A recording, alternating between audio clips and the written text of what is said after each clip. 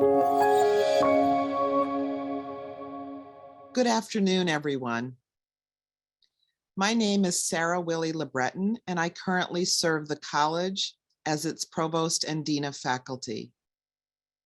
On behalf of President Valerie Smith, I want to thank you for joining us in a special Swarthmore teach-in, Russia, Ukraine, Context, History, Present, Future. I am joined by 4 Swarthmore faculty members and a Swarthmore alumna. I'm very pleased to introduce Sibyllin Forrester, who will moderate this afternoon's session.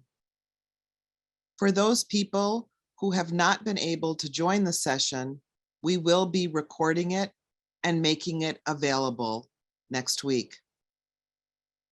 Dr. Forrester is the Susan W. Lippincott Professor of Modern and Classical Languages and Russian, and the current section head of the Russian program in the Department of Modern Languages and Literatures. She is past president of the Association for Slavic, East European, and Eurasian Studies. In addition to scholarly work on Russian poetry, women's and gender studies, folklore, and science fiction, she has published translations of fiction, poetry, and scholarly prose from Croatian, Russian, Serbian, and Ukrainian. Sibyllin. Thank you, Val. I want to thank all of you for joining us. This is indeed a webinar where only we get to talk, but we look forward to seeing your questions. My academic specialty is language and literature, and I will not be speaking about those today, but I want to say that if anyone in the audience has questions about Ukrainian poetry, feel free to get in touch with me. It's a topic of great importance to people in Ukraine, and there's a lot happening now in translation. Now I will introduce each of our 4 speakers individually before each one speaks, following a sort of chronological order by topic. This webinar is intended to give information based on serious study of the issues this new war raises. After each person has spoken for 10 minutes or so, we'll answer some of the questions submitted ahead of time, and you can ask more questions by typing them in the chat. You won't see it, but we will see it, and we'll try to address it, although we may not have time to get to all of them. So it's my pleasure to introduce Robert Weinberg. Bob is the Isaac H. Clothier Professor of History and International Relations, and he has written on various aspects of the Jewish question in Russia and the Soviet Union, including publications on ritual murder, pogroms, and anti-Semitism. He has happily taught Russian and European history for over 30 years at Swarthmore College. Thank you, Sibyllin, and thank you, Sarah, for putting this all together. The current tragedy we are witnessing in Ukraine underscores the importance of history, especially the ways our understanding of past events can be misused. History as a discipline is all about interpretation, and what we know about Putin's interpretation of Ukrainian and Russian history is that it is based on an erroneous reading of the historical record. That is, he's not using the evidence correctly. It's a willful and deliberate rewriting of the past and a selective reading of the past for current political capital. The erroneous and very lethal conclusions he has drawn from his cynical deployment of Ukrainian and Russian history are being used to justify the war against Ukraine and its people. His views on Ukraine are self-serving, though I suspect he is telling himself that they are in fact serving Russia and its people as a whole. We can find in Putin's interpretation of history in a speech on February 21st. He spent most of the hour-long speech challenging the notion that Ukraine is a legitimate state. He argues that it owes its putative statehood to the decision of the Bolsheviks in the early 1920s to grant it such status. According to Putin, Ukraine is not a legitimate sovereign nation state. Rather, it is the result of a flawed policy by the Kremlin under communist control to acknowledge Ukraine as a national territory of Ukrainians. His rhetorical attacks on Ukraine should come as no surprise, since he's been spouting these ideas for well over a decade. For Putin, Ukrainians and Russians are one and the same people, and Ukraine has been part of Russia for centuries. In other words, he collapses the distinction between Ukrainians and Russia Russians by calling it a historical mistake and fictional creation of the Bolsheviks. The conclusion he draws is that Russia has the right to absorb Ukraine into Russia because they are one nation. 1,000 years of history show that his version of the past is inaccurate and wrong. And yet I can see why he believes this. Lenin did encourage the development of national consciousness in the Soviet Union, believing that it would fade away as the world turned toward international communism.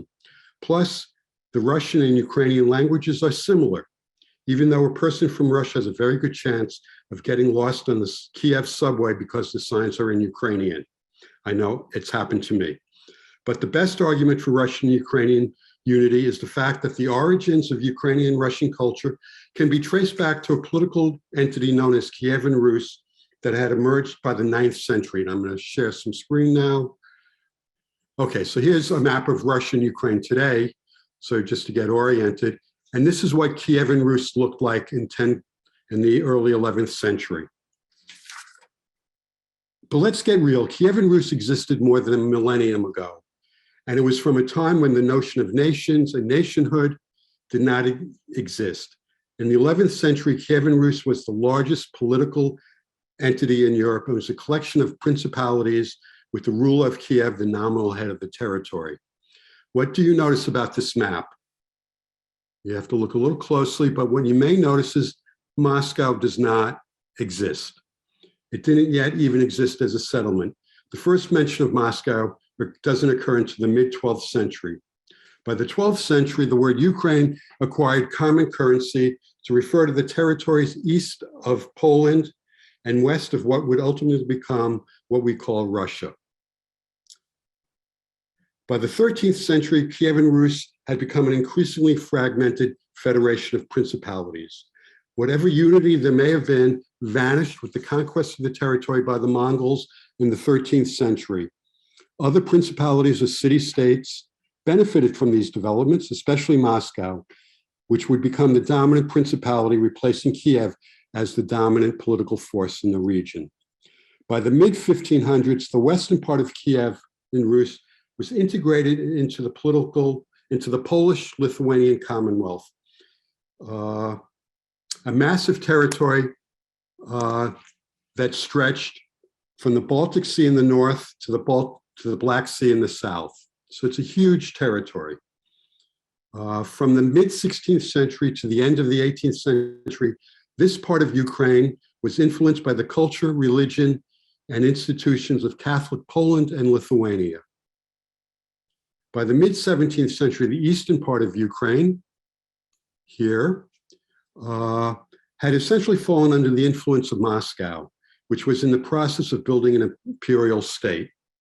In other words, people living in what was known as Ukraine were oriented toward competing states with imperial desires, as well as different cultures and societies.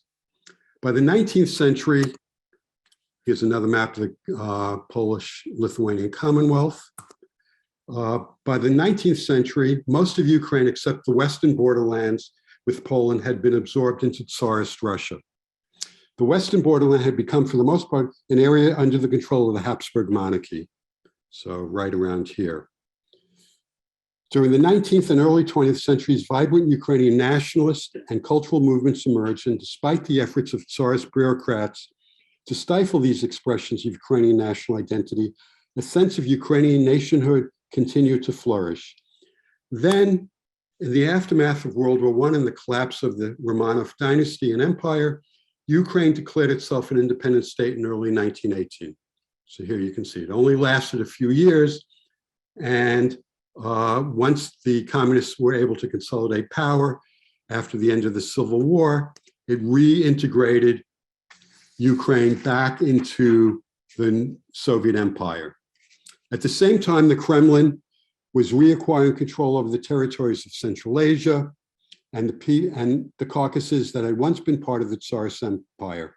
It was also acknowledging these areas and the people who resided there as legitimate national territories and nations. So it was promoting a sense of national identity, even though it was integrating these territories into an empire.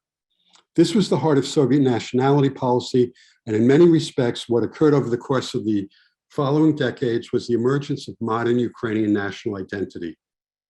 Ukrainians were conscious of their history, literate in their language, and proud of their ethno-national culture. Of course, the Kremlin also restricted the political autonomy of Ukraine and clamped down on expressions of Ukrainian nationalism that threatened the rule of Moscow and challenged the unity of the Soviet Union. In the wake of the Soviet Union's dissolution in the late 1980s and early 1990s, however, Ukraine emerged as an independent sovereign state. So this is a map during the Soviet Union. And this is just to get a sense of territory that had been added to Ukraine from the 17th century on. Let me mention a few glaring holes in Putin's argument. For example, Putin stresses that parts of Eastern Ukraine are historically Ukrainian or Russian. The regions of Luhansk and Donetsk, which are the two breakaway regions in Eastern Ukraine, lacked both Russians and Ukrainians until British industrialists decided to build factories and coal mines there in the 19th century. In addition, Ukraine has always been multi-ethnic and multinational. Lots of Jews, Poles, Russians, Ukrainians, and others have coexisted for centuries in Ukraine. And today there are people from Africa, Central Asia, and the Caucasus who call Ukraine home. In short, Ukraine has not been and is not purely Russian, even if you accept Putin's belief that Russians and Ukrainians are the same people. For example, in 1900, Ukrainians comprised 72% of the 30 million persons living in Ukraine. Russians were 8%, and Jews were 9%. A century later, in the early 2000s, Ukrainians accounted for almost 78% of the population, and Russians 12%. And 15% or so were sort of mixed heritage, Russian and Ukrainian, parents from both nationalities getting married and having families. If Ukraine is really Russian, then how does Putin justify bombing cities he considers Russian and killing people he considers Russian? And this is especially puzzling in light of his awareness of how the Soviet Union suffered at the hands of the Germans during World War II. It strikes me as very strange policy, to say the least. And finally, I'll end with this comment. Simply put, Putin doesn't get to tell people who they are. He simply cannot determine people's identities. And I think that's what we're witnessing on the streets of Ukraine today, people just refusing to accept his version of history. And I will stop sharing now and give it back to Sibyllin. Thank you. Thank you, Bob. I have a quick historical comment that I cleared with our historian. People here and in the media have been noting that Ukraine's neighbors to the west are welcoming Ukrainian refugees more warmly than refugees from other parts of the world trying to get out of Ukraine. The hot takes I've seen point to race, and that must be a factor, but I haven't seen them mention that it's surely also because of shared histories of Soviet repression, often read as coming from Russia rather than just the Soviet Union. People know that tanks rolled into Hungary in 1956 and Czechoslovakia in 1968. They recall martial law in Poland in 1982, getting very close to the present. The former Second World has not forgotten this recent history, and it means that a lot of people have sympathy now that Ukraine has been attacked, who might not otherwise have sympathy. And I'm going to go on and introduce our second speaker, Maya Nadkarni, who is Associate Professor of Anthropology in the Department of Sociology and Anthropology at Swarthmore. She has held fellowships at the Harriman Institute at Columbia University, the Aleksanteri Institute in Helsinki, Finland, and the Institute for Advanced Study in Budapest, Hungary. Her research has been funded by grants from a number of sources. Her first book, Remains of Socialism, Memory and the Futures of the Past in Post-Socialist Hungary, was published in 2020. She has also written numerous articles on memory, politics, and popular culture after the end of state socialism. Maya. Thank you so much, Sibyllin. And thank you all so much for having me and for organizing this event. I'm grateful for the opportunity and also heartbroken that it's necessary. So let me begin by saying that I am not a specialist on Ukraine. I can't speak to that with authority, but I am a specialist on post-socialist Hungary, where I have been conducting research since the mid-1990s, and which shares a border with 7 countries, one of which is Ukraine. And so I want to share some thoughts based on that perspective, because there are currently, the last time I checked, which was yesterday, there were almost 150,000 Ukrainian refugees in Hungary. And so Hungary has the 2nd highest number of refugees right now after Poland, which I believe has around 500,000. And so I think this is actually quite an important vantage point to think a little bit about the humanitarian situation that is currently unfolding, especially because right now Hungary, like the rest of Europe, has welcomed Ukrainian refugees and condemned the Russian invasion. But this unity with European consensus is actually quite a divergence from what has been a Eurosceptical, anti-refugee, pro-Putin, and even in recent years, or critical of Ukraine policy by the right-wing Fidesz government that is led by Viktor Orban and has been in power since 2010. And as some of you may already know, Orban views himself as being on the vanguard of what he calls illiberal democracy, or the conservative renaissance in Europe, with the claim that he is rescuing European democracy from political correctness by protecting national sovereignty and conservative Christian values through policies that are often xenophobic, anti-LGBT, anti-freedom of press, etc. And that's obviously just a very brief sketch. I could say a lot more, but it would take us a little away from the topic for today. But I'll just highlight that this ideological stance has had a welcome reception in some quarters, including the right wing in the US, and it has alarmed the EU to the extent that very recently there was a legal decision that will enable the EU to withhold funding from states like Poland and Hungary that it perceives to violate its values. And so I offer this context because even as recently as a little over a week ago, it was really unclear whether Orban would dare to condemn the Russian invasion and criticize Putin. And it turns out he did make a clear statement, but he's also trying to walk a very careful course of presenting his party as the party for peace that will take part in humanitarian efforts, but does not want to get involved militarily, and whose ultimate responsibility is to the safety of the Hungarian people, both in military terms and economic terms. Since Hungary, like many places in Europe, gets energy from Russia, its forint is currently not doing well. That's its unit of currency. And there are already rumors that Orban will try to get around sanctions. So we'll see how all this plays out. Meanwhile, there's an election next month, and the political opposition is advocating that Hungary play a much more active interventionist role. So we'll see what happens, and to what extent this country, which has been recently a thorn in the side of the EU, to what extent it plays any kind of decisive or impactful role in the new Europe that is going to be emerging from this current experience of Russian invasion, or, in the short term, to what extent this Hungarian context will be relevant from a humanitarian or geopolitical standpoint in the weeks and months to come. So that's just a little bit of background and context that now brings me to talk about what's happening in Hungary right now. Currently, the central government has not taken a leading role in organizing or funding efforts at assistance, but they're offering free medical care, free train tickets that go from the border to the capital city of Budapest. The government is promising those refugees who stay in Hungary help with finding work. Meanwhile, in both Budapest and towns near the border, local municipalities are working with civil organizations to provide housing, food, translation, and other assistance. In addition, there's a groundswell of more informal volunteering and attempts at aid organized over messaging apps and Facebook. So for example, in the first days of the refugees arriving in Hungary, when some predatory taxi drivers attempted to extort high fares from those who had just arrived, volunteers drove to the border themselves to offer free rides to wherever people needed to go. Others wait at train stations in Budapest to greet people arriving from the border and offer them Wi-Fi hotspots, external batteries for phones and computers, and metro tickets. And I have some stories and some images that I would, well, the images I won't share. I wasn't given permission to share them. I would share the stories if I had more time, but I'll put that aside.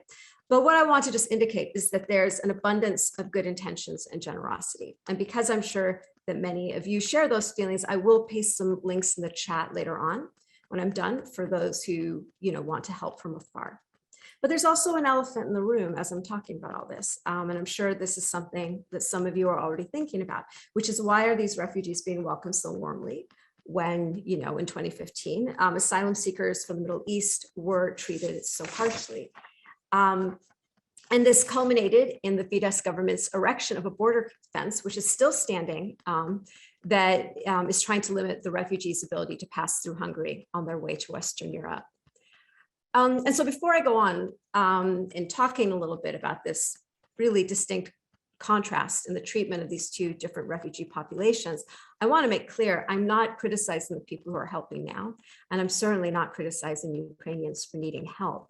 And it's important to note that regardless of government policy regarding the asylum seekers from the Middle East, there have been many volunteers and many civil organizations who have been trying to help these people, and some of them have now been, you know, mobilizing some of their resources to now help the Ukrainian refugees. But I do want to, again, say a few words about this stark difference because it's one that has troubled so many observers. And I know Sibyllin just spoke to it as well. And so the first thing I want to say is that we cannot deny that race and religion are factors in how the Russian invasion of Ukraine and its refugee situation is being handled. And also how it's being represented in the media. You know, how could they not be? How could there not be questions about the uneven distribution of resources and attention and care in the European context that isn't in some way tied to a racial hierarchy? But as many have already pointed out, in these conversations, it's important to remember that we can't just simply export US racial categories elsewhere. Ukrainians have up until recently been fairly low in the hierarchy of Euro whiteness. And certainly there have been many examples of the ways in which they have been stigmatized or targeted in Western Europe. And I won't go on about this because I know, you know, Kimberly will probably have stuff to say about this as well. So I'll just say, rather than belabor that point, I'll just go on to say that I think remembering that whiteness is an unstable category can maybe help us to flip the paradigm that we're using here. So, and I'm going to just throw this out as kind of a thought experiment. Are Ukrainians being rewarded for being white? Or are they being rewarded with whiteness for the ways in which they are phrasing their life and death struggle for sovereignty in the face of Russian aggression as an endorsement of European values and as a desire to belong to Europe? And thus in doing so, these desires are, you know, perhaps unintentionally helping to reinforce the Western self-perception as a purely benevolent world actor and to support a fantasy that the Europe has about itself as being, you know, morally superior, politically and civilizationally, at a moment when others like Orban are insisting that Europe is in fact in decline. And I should note that when I say all this, I lift up this logic to provide a new perspective about the racialized dimensions of this issue, but not to criticize the ways that Ukrainians conceptualize their sovereignty and their desires for the future, and also not to fall into the, well, the West is the real aggressor argument, which is another one that's been happening a lot in scholarly and leftist circles. That's not what I'm doing, but rather I'm trying to point out that Ukrainian whiteness is highly contingent upon other political, cultural, economic, and historical factors, which is something I want to return to in a moment as I finish up, because there's a question about how long will they indeed enjoy this honorary whiteness.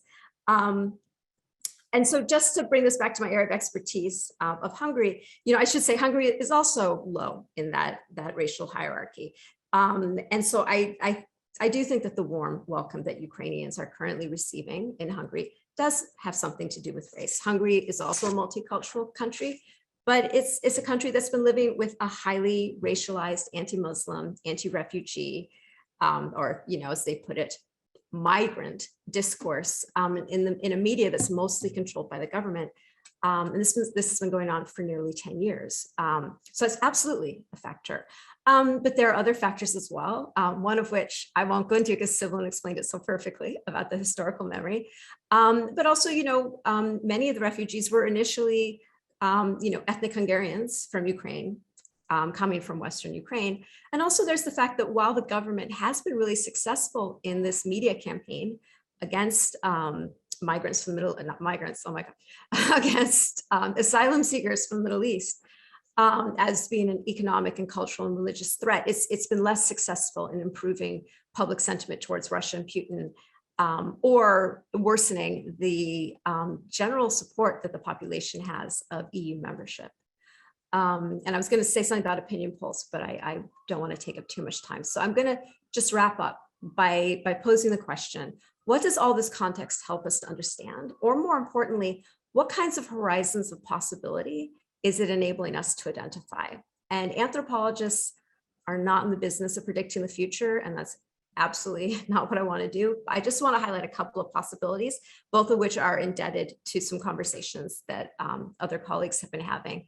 So the first one, and here I'm inspired by some very thoughtful commentary by my colleague Jozef Rhodes, who is a sociologist at Rutgers.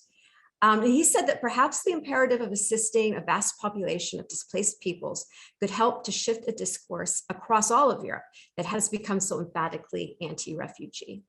So in other words, rather than expressing our current sympathy and solidarity with Ukrainians by allowing them to ascend to European whiteness, perhaps instead the positive sentiment towards a group with a typically unstable and contingent racial status could open up rather than narrow down the categories of people who are considered deserving of protection and care, both inside and outside of Europe. So that would be the most positive outcome of this incredibly tragic situation.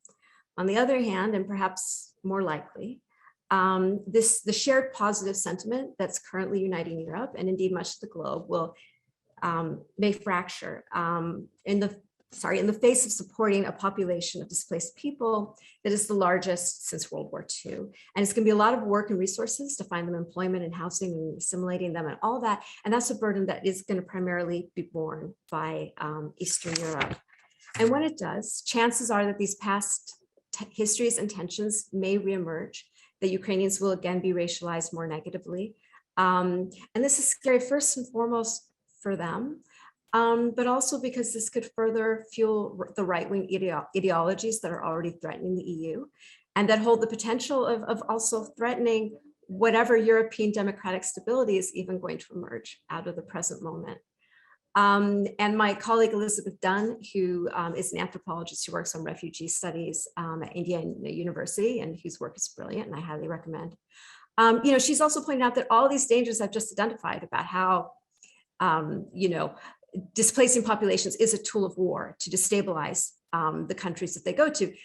Putin knows this, right? Like further eroding European community and democratic consensus is not a side effect, but part of the strategy. And so given Hungary's recent complicated history vis-a-vis Ukraine, Putin, Europe, et cetera, it will be interesting to see what role it plays in the future. And I'll finish up there. Thank you. Thank you, Maya. That was very, very thought-provoking and insightful. Our next speaker is Emily Patton Rhodes, who is Associate Professor of Political Science.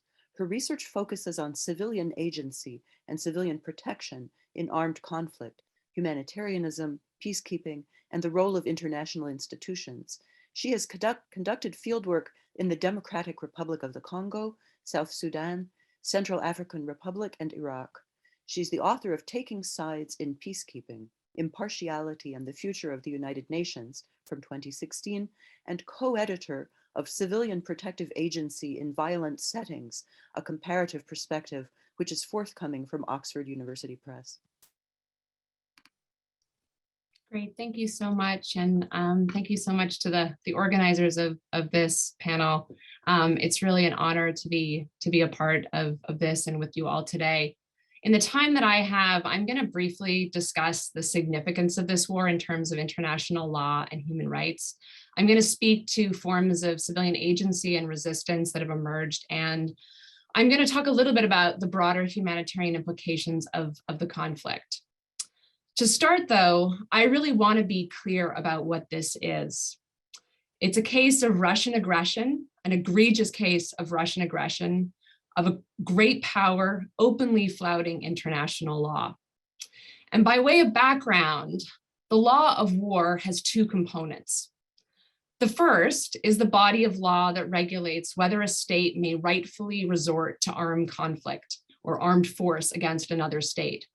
And since the Second World War, this has really been limited to the right of individual and collective self-defense in the event of an attack under Article 51 of the UN Charter, and to the use of force authorized by UN Security Council under Chapter 7.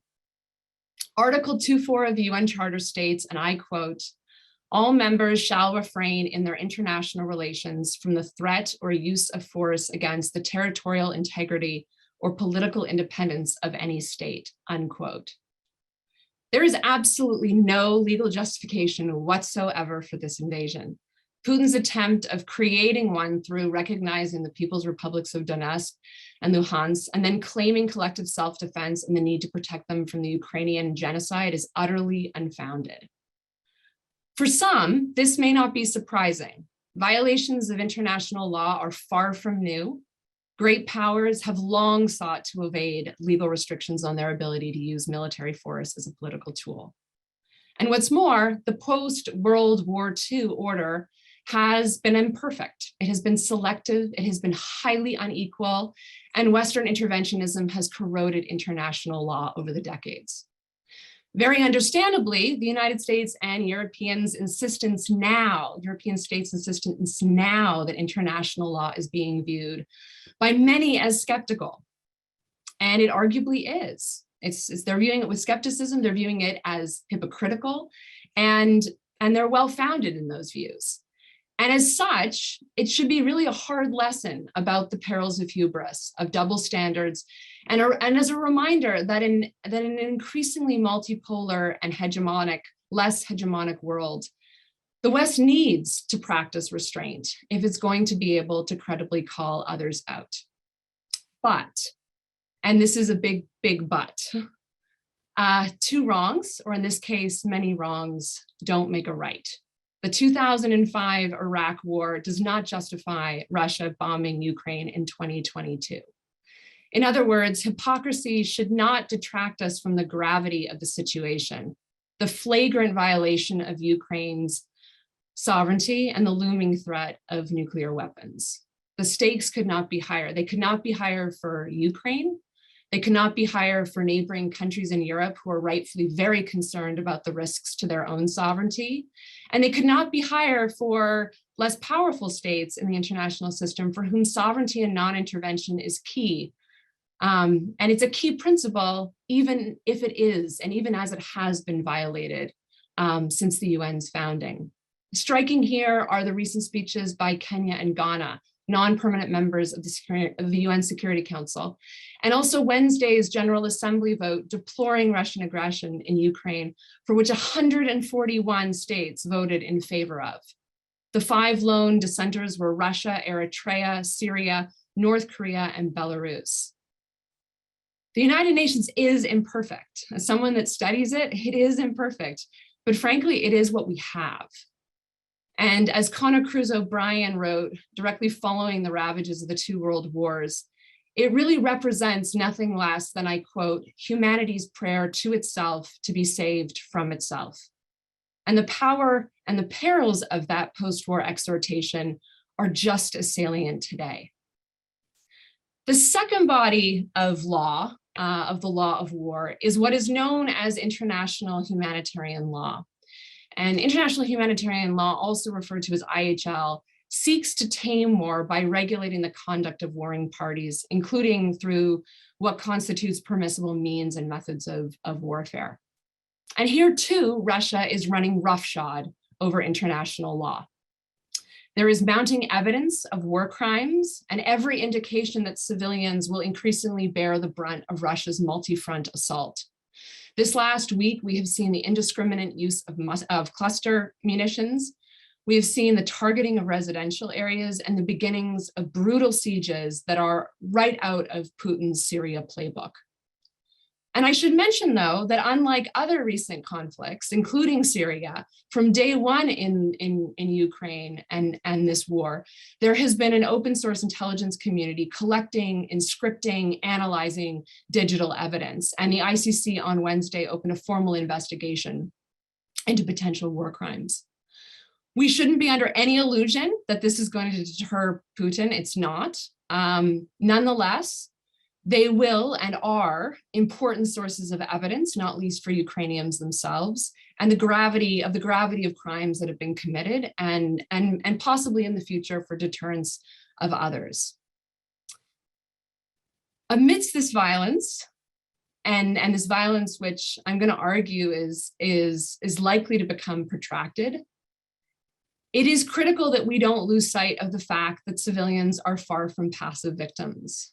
As has been seen in so many other wars, Ukrainians have organized to avoid, resist, and defy Russians and the violence directed at them. In this last week, we have seen heroic and selfless acts of nonviolent resistance and collective non-cooperation, civilians changing and dismantling street signs, farmers hitching their tractors to tanks and pulling them away, and numerous other acts of brave, direct, unarmed confrontation. People standing in front of tanks, singing as their city is occupied, and engaging members of the Russian military, not as military, but as humans that can be interacted with. And this is consistent with a pretty robust body of research showing that amidst its atrocities, wars also often bring about pro-social behavior and remarkable resilience. And I want to be clear, nonviolent resistance is not enough in the face of military might, but it matters. And it is a powerful, powerful indication of Ukrainian solidarity. We've also seen the mass mobilization of civilians, a surge in civilian volunteers, many of whom are now under the loose command of the military in an organization called the Territorial Defense Forces, along with paramilitary forces. Ukraine has one of Europe's largest militaries with 170,000 active duty troops and 100,000 reservists, and it is growing. Earlier this week, President Zelensky announced that more than 16,000 foreign fighters have responded to his call for volunteers to join an international legion. And thus far, Ukrainians, as part of this military, many of which are civilian volunteers, have mounted a stiffer than expected resistance to Russian forces. And while the length of the invasion and what's going to happen next remains to be seen, and I don't have a crystal ball, if Putin does take over and succeed in knocking out the democratically elected government of Ukraine, I think it is highly likely that a drawn-out insurgency by Ukrainian resistance, backed by foreign military support in the form of money and guns, will ensue. And there are several reasons why I think this is likely, and particularly why I think it's likely that this will be drawn out, that this will be a protracted insurgency. The first is the sheer determination and resolve of Ukrainians. They are not going to submit. The second is external support. And there is a body of scholarly work that indicates that external support, particularly in the form of guns and money, is generally associated with longer conflicts, as the greater number of actors involved frustrates resolution. Third and related, it is likely that Ukrainian resistance will have access to foreign territory through which to funnel support and possibly use as a base. Ukraine shares borders with 4 NATO states that don't want a Russian occupation. And research shows that access to foreign territory bolsters insurgent campaigns and prolongs conflict. And with this comes some very real risks, including the possibility that the resistance will fragment over time, particularly if external actors, including foreign fighters, pursue their own agendas. And to that end, recent reports that far-right militias in Europe are joining the fight on the side of Ukraine are very worrying. And finally, there is the humanitarian crisis currently unfolding, which will only worsen the longer the conflict persists. As has already been mentioned, we have seen an outpouring of people, also an outpouring of generosity. In the last week, 1 million people have fled Ukraine. To put that in perspective, to put that in context, in 2015, at the height of the refugee crisis, 1.3 million people sought asylum in Europe, the most in a single year since World War II, in a single year. 1 million people have left Ukraine in over a week. And yesterday, the United Nations announced that as many as 10 million people will be displaced, 6 million internally and 4 million as refugees. And this is deeply worrying, not least because the humanitarian system is overburdened, underfunded, and stretched due to the multiple crises, COVID, and a faltering global economy. And what is more, by virtue of the fact of where this war is taking place, there are very, very real implications for humanitarian crises elsewhere and global hunger. Ukraine is home to a third of the world's most fertile soil, and together with Russia, it provides a third of the world's global wheat supplies. Both these countries, Russia and Ukraine, are essential food suppliers for low and middle income countries in places where millions of people are already food insecure and where prices are already beginning to surge. And so I would love to end these observations with something optimistic, but frankly, right now I don't foresee such a scenario. And I know that political scientists right now are in the game of offering different scenarios. That said, we cannot lose sight of the remarkable courage of Ukrainians and perhaps also Russians, which we may see in the weeks and months to come. But amidst the geopolitics, where undoubtedly our focus needs to be, we have to be focused on the geopolitical dimensions of this. When this all comes home, and I mean home in really the truest sense of the word, it really is in the hearts and minds of peoples. Thank you. Thank you, Emily. I have to say, it's wonderful to have colleagues who know things. And our last speaker today is Kimberly St. Julian Varnon, who's a PhD student in history at the University of Pennsylvania and a writer.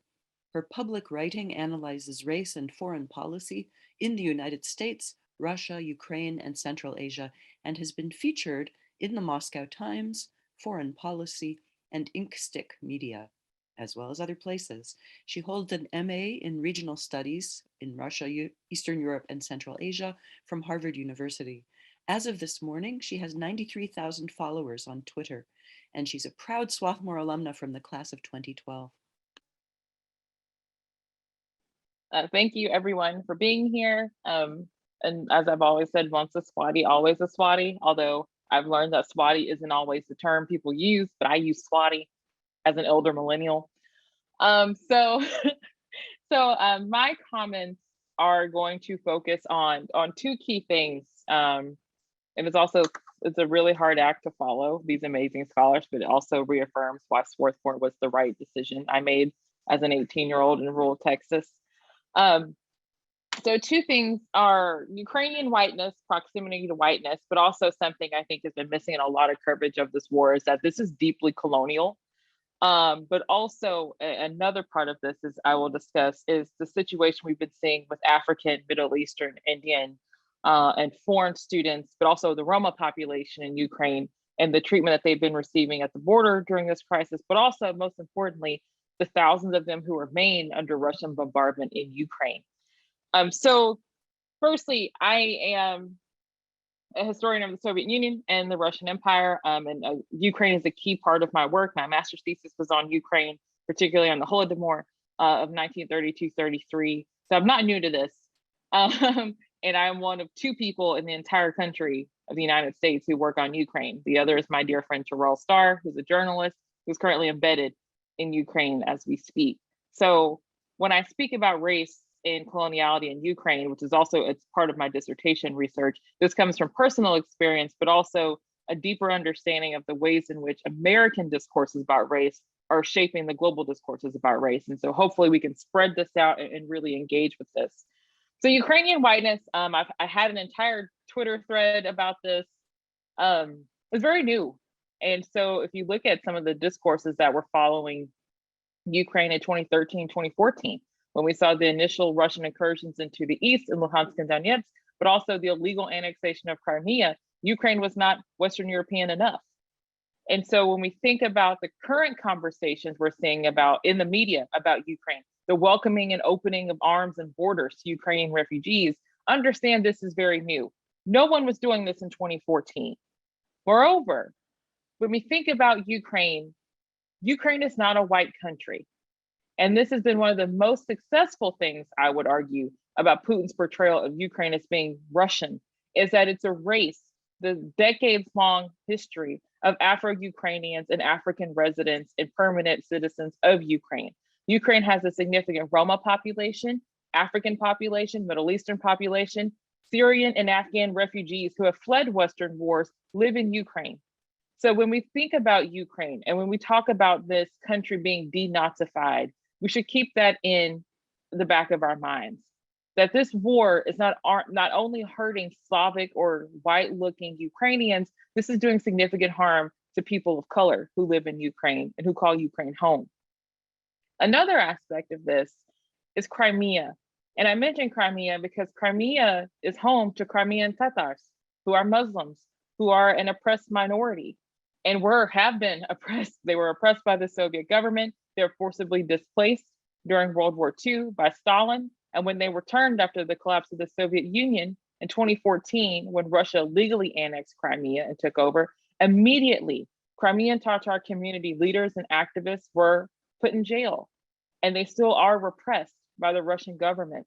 So when we think about what's happening in Ukraine and the stakes of this, I do mean this is an existential war that Ukraine is fighting, not only for its sovereignty, but for the thousands of visible minorities and religious minorities who live within its borders. Being ruled by Russia has not been beneficial historically for these people. So when we think about coloniality, and I've said that this is a neo-colonial war, one, Putin's entire idea of what Ukraine is very much based on the Russian imperial idea of Ukraine. And this is why he did not like the Soviet Union in that long speech he gave earlier in February that Dr. Weinberg referred to. Because in the Soviet Union, Ukraine had, limited but consistent sovereignty.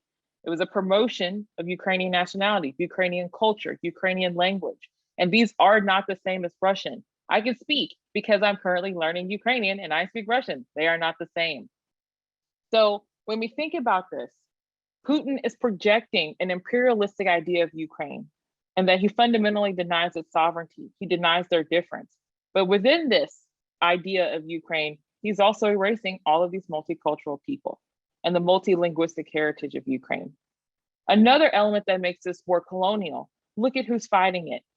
You have thousands of young soldiers from areas like Kazakhstan, areas like Chechnya. Chechnya fought a brutal war against Russia 2 times after the collapse of the Soviet Union. And both times he saw horrible tragedies against the Chechen civilian population. So now that Ramzan Kadyrov, the leader of Chechnya, is sending Chechens to fight Ukrainians, this is very much a replication of divide and conquer colonial behavior that we saw in the colonial wars in Africa and Southeast Asia. This is just a replication of that. The same thing with people from Belarus. When you see Belarusian soldiers being sent into Ukraine, Belarus allowing Russian tanks to cross over their airspace and their land space to fight in Ukraine, divide and conquer, right? And so we have to think about this and widen our understandings of what colonization looks like, the color of the people who are colonized, but also the continuation of colonization in our current moment. And that is why the Kenyan representative's discussion and his speech at the UN was so powerful. It's because when you see people who are traditionally thought of as colonized arguing that people who may look white are being colonized, that is significant. And it's something that we need to pay attention to, but also shows the possibility of leadership that African countries have in this current Western conflict. Another element of this, I have been in contact with students who are African. I have contacts with Indian students, with Middle Eastern students, all of whom are currently stuck right now in Sumy, Ukraine, along the Russian border. Sumy has been bombarded since this war began. Yesterday, the Russians bombed the public works. There is no water in Sumy. There is no electricity in Sumy. So when we think about this war, and we have to also discuss the horrible images and videos we've seen along the particularly the Polish border with Ukraine. Racism is happening in many of these cases. I've spoken to students who've been pulled off of buses, who've been pulled off of trains because of the color of their skin and told that they don't get to go towards the Polish border. And so this is why I mentioned this, because so much of Western media attention finally is on the racism that's happening at the border. There are thousands of students who have not made it to the border and who may not ever make it to the border of Ukraine to get out. So why is this important? I've seen a very worrying trend in social media conversations about why people of color in America should not care about the war in Ukraine, because this is a white war. Ukrainians are white people who are being helped. And besides the idea, personally, as a person who believes in Quaker values, as a Swarthmore alumna, my humanitarian vibe, as you younger millennials would call it, would not allow me to see people suffering. But also, thousands of people of color live in Ukraine. They have found a home in Ukraine. They study in Ukraine. But more importantly, they are part of Ukrainian communities. So when we think about the people who are being harmed by this war, it's these students, there are over 1,000 of them, who are currently in bomb shelters in Sumy, who have no water. But just yesterday and the day before and 3 days before, I was in contact with Ukrainians on the ground who were helping them and making sure that they didn't have to go into the streets as visible minorities who have been shot at by the Russian forces. A small group of students tried to go out of the bomb shelter 3 days ago, and Russian military men shot at them. They've sent me pictures of their clothes and their luggage riddled with bullets. So some of the unfortunate things that we're seeing in this war is that racism has and continues to exist in Eastern Europe. And that's a whole other discussion. But what this war has done is often exacerbated these racial issues. And so the people of color, these visible minorities, are often paying the price of this racism. Another fundamental aspect of this, and yes, we are seeing the EU open its arms to Ukrainians. This is the first time. But also, let's pay attention to which EU countries are opening their arms to Ukrainians. Poland, Hungary, Romania, all of these are along the Ukrainian border, and they have a long history and tied connections to Ukraine. But how many will Britain accept? How many will France accept? How many will Germany accept?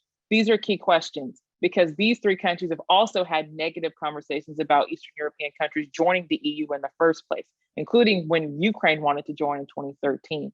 So I will constantly re-say this. Ukrainian proximity to whiteness is very new. Moreover, Ukraine's multicultural population has often been used against it when having these discussions about Ukraine joining the European Union. But a key problem that not many people are discussing right now is the EU declaration yesterday does not cover third country nationals. So all of these African students in Ukraine, all these Middle Eastern students in Ukraine, Indian students in Ukraine, but often Syrian refugees who found a home in Ukraine, Afghans who found a home in Ukraine, they all are facing the problem of not being able to get into EU countries to transit through. This is a crisis. And when people ask me, what can we do? One, we need to follow up-to-date information about what's happening on the ground. I know, and I get angry too when I see these videos, when I see these posts, but anger tweeting doesn't do anything. What I can do is use my contacts on the ground to help the students who are stuck in Ukraine. What I can do as an American is pressure my representatives to send more humanitarian aid to Ukraine, but also to send better organized and better funded American sources to help with these influx of people we're seeing at the borders across the Western Ukrainian border. But also something we have to recognize, and I want to talk about the Roma population and the Afro-Ukrainian population. These are Ukrainians, but because of the color of their skin, their Ukrainianness is often denied. So when it comes to them trying to get through to Poland, and they try to get through to Hungary, who do they get to call? They don't have an outside country that they can call to try to evacuate them. And so these visible minorities who are Ukrainians are often being left out of these conversations. And we need to also think about them, because at the end of the day, when they've gone through Poland, they've gone through Hungary, they can't go back home. And these are crises that are just unfolding. And these are crises that we as a Western country that has resources are going to have to start helping in dealing with, but also opening our borders and to refugees. And a final point, when we talk about the refugee crisis in Ukraine, I don't believe in whataboutism. This is just as awful as what has happened in Syria. Syrian refugees also deserve safety. But we've also seen in December there was a big conflict between Belarus and Poland about accepting Syrian refugees. There are terrible videos of Syrian refugees freezing along the Polish-Belarusian border because Poland didn't want to let them in. Poland is facing a dual border migration crisis. So the question is, what can we do to help? But also we have to think about what can we do as a Western country who claims to be a leader? What kind of examples can we set for future refugee crises? Because this will not be the only one, that the standards that are being set for Ukraine right now, that will hopefully remain for Ukraine right now, I don't bet on that, should be applied across the board for all people fleeing war-torn countries. Thank you. Thank you, Kim. Thank you, everybody. All right. We're going to have a Q&A now. Some of the questions that were submitted in advance involve data that we simply don't have, or they ask for prognostication that none of us feels qualified to make. But here are some other questions, and we've been gathering the questions from the chat as well. So Emily, you had prepared an answer to one of them. So I think the question that was asked is it been put in the chat? Is that correct? Okay. So the Russian-Ukraine war is not the only ongoing war in the global context. How should we make sense of the fact that so many attentions are poured to it while wars like the bombing of Yemen barely go visible in the mainstream media? And this really builds actually on what Kimberly was just saying. And I couldn't agree more with really the sentiment of this question and really what Kimberly was saying, which is that this is a completely valid question. It is grossly unfair. I feel this too. The context that I have worked the most in for the better part of a decade is the Democratic Republic of Congo, where 5.2 million people died in a war that arguably is not over and that rarely makes headlines. And there are no shortage of other conflicts that I could point to: South Sudan, Libya, Mali, Cameroon, Afghanistan, where this week alone, the Taliban has launched a massively aggressive house-to-house search of weapons and has conducted abuses, which again have not been widely reported in the mainstream media. So there is pervasive wrongdoing and suffering in this world, and it is. These crises demand our attention. They deserve our attention. And certainly there is a lot of media airtime and space that is consumed with this crisis, which begs the question of why. And there's been a lot thus far from the different panelists and participants in this webinar about why, and the central role played by race, the fact that these are Europeans, the fact that these are overwhelmingly white Europeans, and the real issues with that, the real moral issues with that, that we shouldn't be prioritizing the humanity of Ukrainians over the humanity of Afghans. So that is certainly part of this dynamic. And you can see that reflected in the very language that is being used by media commentators. And I'm paraphrasing here, but phrases like, "I can't believe this is happening in Europe. This is not, it's like Afghanistan, it's like Iraq. These are blonde-haired, blue-eyed refugees," which is what one commentator said. This is really problematic discourse in the mainstream media. I would also offer some other reasons that I think are salient as well, in addition to the ones that I mentioned and that it certainly have been talked about as well on this webinar. For a country the size of Russia, which is the largest landmass in the world, to invade a country a third the size of it is consequential. And add in the fact that this is a nuclear power. This is actually the power with the largest nuclear arsenal in the world. That gets people's attention quickly. And particularly when the scope of Putin's ambition is subject to so much speculation. We don't really know where he is going to stop. And so I think clearly that's also why this is attracting attention, is that it matters. And as I said before, it doesn't just matter for Ukrainians, it certainly matters for them. It also matters for the rest of Europe, and it matters for the rest of the world. Again, in no way does that in any way undermine the argument that we should be paying attention to suffering in other parts of the world. Kim. I just want to add on to that, to the points that Dr. Patton Rhodes has made. But also, we're only day 8 into this war. And I think that's important to realize when we talk about the media coverage. I remember similar media coverage for the war in Iraq and Afghanistan when they started, Yemen when it started, Syria when it started, 2013, 2014 in Ukraine when it started. So, like, as a person who has watched this happen multiple times, don't consider the media coverage now to be what the media coverage will be in 2 weeks. And I think that's important, but also something that the media coverage concerns me is we see brilliant displays of just self-sacrifice in Ukraine right now, but also the stories of the men who have, the military men, the military women who have sacrificed their own lives to blow up bridges to make sure Russia couldn't continue. Here's my concern. What narratives are we seeing in the United States versus the very real fact that Ukraine is fighting one of the largest militaries in the world by itself? Ukraine is still fighting by itself, right? So I don't want us to think that Ukraine is getting special treatment. It's special right now, but every new war, unfortunately, is special right now. So we have to keep that in mind, but also think about the long-term effects of this, because this, as we've said, this isn't over, especially when Russia was bombing Zaporozhye nuclear power plant yesterday. Yes, indeed. I want to throw in that it seems like a very long time ago that the Soviet Union fell apart, but I think that there's still a lot of Cold War thinking left among, especially those of us who were raised in that period. Russia bad, they did a bad thing. Let's write about it.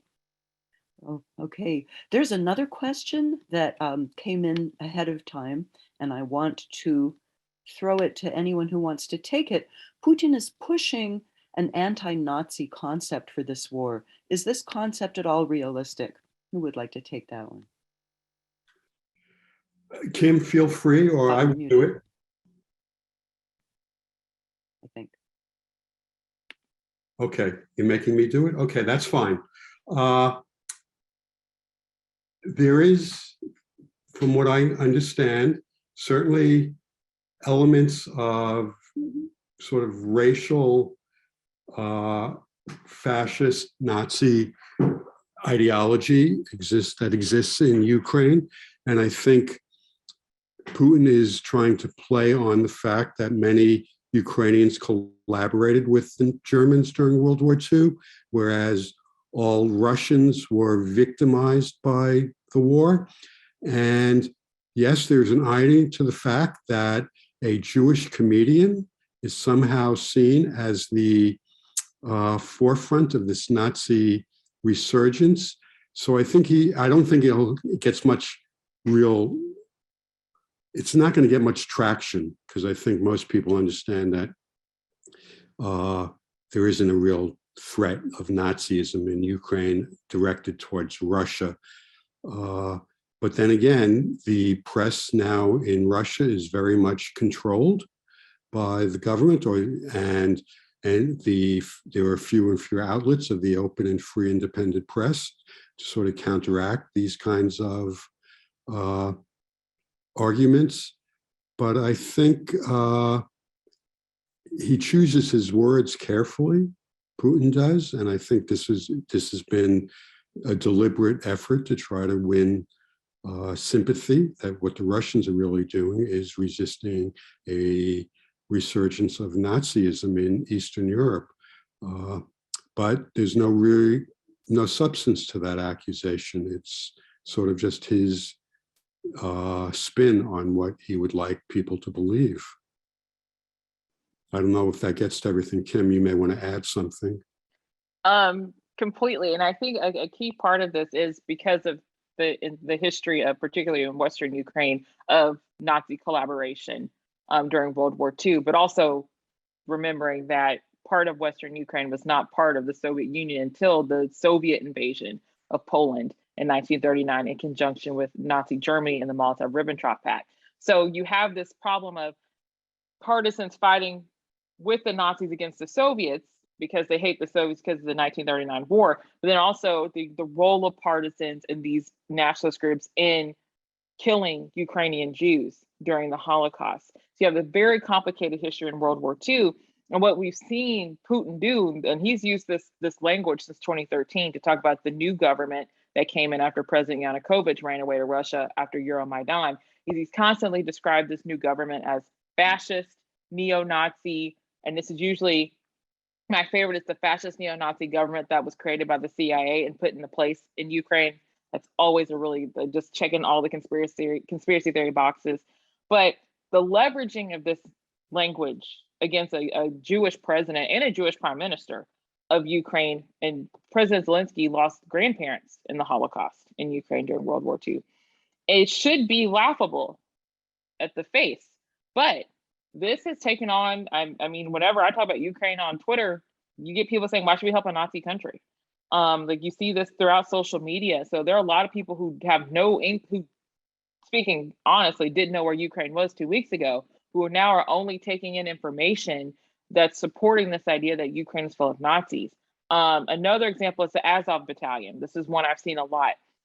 The Azov Battalion is a far-right group, and they are fringe within Ukraine, but they were a far-right group. They're born of the fighting that happened in Luhansk and Donetsk in the Far East.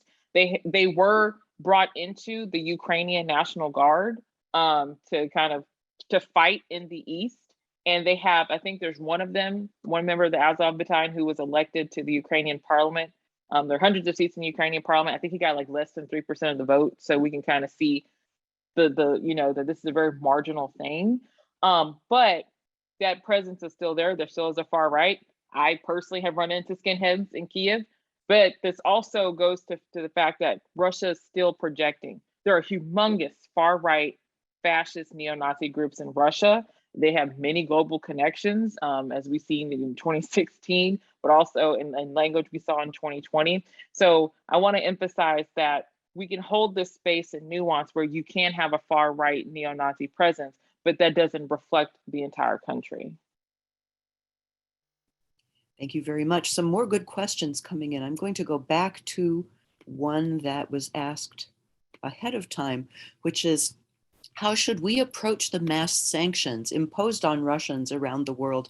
How can civilians be responsible for a political regime's actions? I'm happy to speak to that a little bit. I mean, I think I said before that I don't see much optimism, but I think if there is any sort of silver lining that's come about in the last week or so, the global response is something that no one really could have foreseen, and particularly just the expanse of it and really kind of the dynamism of it. And to be clear, there are certainly some holdouts and some pretty important holdouts.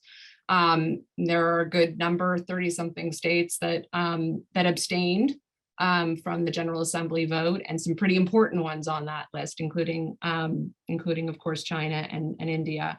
And we can also question, whether enough has been done, and we can get into an in-depth discussion about the nature of sanctions, et cetera. But what we have seen both publicly and privately, on the part of individuals, on the part of corporations, on the part of governments, has really been striking, and really quite pervasive. I can't remember, I can't think of an instance of such overwhelming mobilization across sectors. And I mean, the complete reversal of German policy, the cutting off of trade, sanctions, yachts and houses being seized across the arts and culture. We've just seen a real shift in policies and certainly in business interests in Russia, with a number of major corporations cutting ties. And what I think is telling about this is that it hasn't been coordinated. I mean, some of it's certainly been coordinated, but it's also been sort of just this groundswell of uncoordinated action, right? And that, I think, is important. I think it's important insofar as it highlights what is a widespread revulsion with Russian aggression. And certainly social media and the visibility of this has amplified that and has been part of the speed by which I think we've seen this mobilization of public and private responses. But it's significant. It's really significant. Thank you. Several of the questions we received both before and recently come down to one issue, which is what role does the United States play in this, either in letting it develop or in making Putin feel insecure or in its response now? I could jump in on this one. So understanding the United States has said, like the Biden administration has said and has reinforced the fact that there will not be any American troops on the ground in Ukraine. In fact, we had a few hundred American troops who are helping to train the Ukrainian military in Western Ukraine, and those were removed almost 3 weeks ago. But what can we do? Besides sanctions, and some people have asked about how sanctions are working. They are working. They're really working against regular Russians. So that's one crisis. But I think this is where we could take the ball in terms of humanitarian aid. I've heard about the Red Cross kind of being mobilized, but we have significant resources that we could be using, not just material resources, but knowledge. We have people, we have medical experts, we have logistics experts, supply experts who we could be mobilizing to deal with this humanitarian crisis within Ukraine, the humanitarian crisis at the border, but also, and this is going to be a great damper for everything, there is a humanitarian and refugee crisis that will be coming out of Russia as these sanctions persist. And as you've seen, the EU has overwhelmingly closed its airspace to Russia. So you have a lot of people who are in Russia who are trying to get out. And guess what? There are thousands of Africans, African students, Roma, Central Asians, Middle Eastern people, Indian people who live in Russia who will also be trying to get out. So I think we can start being proactive and preparing for that. But also, once again, we need to rethink our refugee policy because we're going to have to. Thank you. Anybody else? All right. I can come in a little bit. I think there's a lot of scholarly debate around and about the role of NATO expansion and the part that plays in this crisis. I would say that in the kind of near term, there was no real threat, in this year that Ukraine was going to join NATO. That's a lengthy process. But certainly, if we look at the post-Cold War period, the expansion of NATO played a role in poking the bear, so to speak. And I hate that expression, but it is, what one views as a defensive action, the typical security dilemma is viewed by the other as offensive and aggressive. And certainly that's something that we need to be mindful of right now in the situation we're in. But I don't think to say that is the reason for, Putin's invasion is fair at all. It's part of the broader context, and it's certainly something that is shaping the dynamics, and will likely, depending on how this unfolds, but it's not the cause of this. Thank you very much. There's an interesting question about how much pushback there has been from social media or from the regular media in Russia. I want to say I read a piece this morning about how the last remaining independent media sources are getting closed down. The television station, they all left the country. Half of them were already working from outside. Echo of Moscow has shut down. The new Gazette, Novaya Gazeta, whose editor recently won the Nobel Peace, co-won the Nobel Peace Prize, says he expects to be shut down any moment. So in terms of traditional media, not a lot now. Maya has posted perspectives from the Ukrainian left in the chat. Thank you very much. But In terms of social media, Russia has blocked access to a lot of people. Some Russians know how to set up a VPN and get on Facebook that way. Others don't know, or they're worried about getting in trouble. I see friends of mine who've been very outspoken using euphemisms to refer to Putin. They call him Old Baldy. And so until the FSB figures out, the heirs of the KGB figure out how to find these posts, they're slipping through. But there's not a lot of pushback coming from Russia, more coming from Ukrainian sources who are recording these soldiers, presumably correct, right? Recording that the soldiers have surrendered and they want to speak to their mothers and they didn't know they were being sent to Ukraine, and also posting images of burned tanks and dead bodies, and really raising the issue of whether that is a war crime. Right. Are there any other questions that any of you wanted to pick out and address? Kim, I see you're unmuted.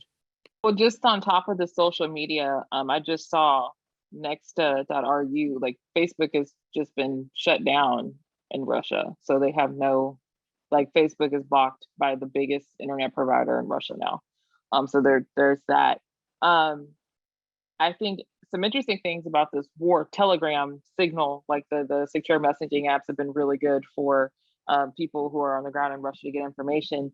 But what I have seen is people who are trying to get out of Russia, they're deleting all the data, everything off of their phones. So their phones won't be checked when they're trying to get out, because I mean, people are facing 15 years in prison for protesting. Medvedev early, like last week, was talking about reinstating. Medvedev's the former president of Russia. He's a prime minister. They switch off him and Vladimir Vladimirovich. They're talking about reintroducing the death penalty for people charged with treason. And so what does treason mean when you're fighting a war and you can't call it a war? So I think the crackdown, the authoritativeness that we've seen in Russia, it's going to get so much worse. Yeah, I just want to mention that the people, at least in the media, that before it was the press was shut down this week, it's traitorous to actually refer to it as a war rather than operations. So people have to be very careful. And if there's a restoration of the death penalty, then it has very dire consequences. One last question before we wind up, and that is, what could or should the UN do in this situation? So long as Russia is on the Security Council, there's not going to be very serious consequences because they veto everything. And China will either veto or abstain. But Emily, you know much more about this than I do. I'm just taking a stab at it. No, you're totally right, Bob. It's the attempts at diplomacy, constructive diplomacy, are really hamstrung within the council by Russia being a veto holder. There has been some chatter, and I've seen a couple of pieces on possibly removing Russia from the United Nations, or suspending its status, as was the case with South Africa during apartheid. I think the latter is a lot less concerning to me than the former. The removing the Russia from the UN rests on like an interpretation that a number of successor states of the former of the Soviet Union, Yugoslavia, namely, and Czechoslovakia, had to reapply when they joined the UN individually, and that Russia never went through that process of being voted on for approval, going from being the Soviet Union to Russia. And that Yeltsin himself referred to the seat as vacant at the time before Russia moved in. The challenge is that actually at the time, few states objected, like few states saw that as problematic or even questioned that. And I think, in my view, there's a really, it's quite dangerous to think about expelling a power from the one body that exists to be able to try and work this out. So suspension is a different thing, and there has been, there is precedent for that. It is also not without consequences, but I think these proposals to remove Russia from the UN are pretty dangerous. It is a body, it's an imperfect body, but as has been said, today, it gives states of all sizes and power the opportunity to make their voice heard. And that's really important that we have those spaces at a time like this. Absolutely. There's a question in the chat that I have to bring up because I know it'll be a quick answer. Didn't Ukraine and Belarus have seats at the UN until 1991? I just answered it, yes. Yes. Mm-hmm. Thank you. Thank you. We regret not being able to answer all of these good questions, and we're closing things down at 2 o'clock. So I'm going to hand the mic back to our provost and dean of the faculty, Sarah Willie LeBreton. Thank you so much, Sibyllin. And thanks to all of you for your insights. In this polarized moment of the United States, the value proposition of a liberal arts education and the accusation that such an education only pulls us farther apart are regularly heard. With humility, I assert that today's conversation offers an alternative.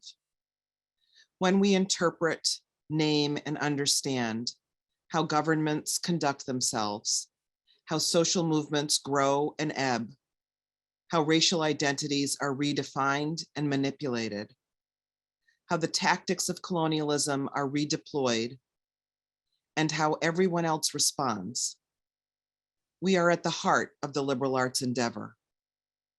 An endeavor that involves art and evidence, history, anthropology, and political science, language and culture, conversation, calculation, analysis, argument, and reconciliation. The scholars who have gathered on this call to respond to our queries take all of us and this particular moment very seriously. And everyone who attended is seeking not only answers to questions, but ways to be more responsible to our neighbors, accountable even to those we do not know, and becoming, as we learn and act, not just citizens of where we live, but of the world. We must insist our government be accountable to our long history of foreign policies that are dramatically inconsistent. And we must continue to listen, to learn, to vote, to redistribute our wealth, and to share our knowledge, bringing all these acts to bear on the most challenging situations of our day. My thanks to the panelists and to all of you for joining us. To the work ahead. Good afternoon.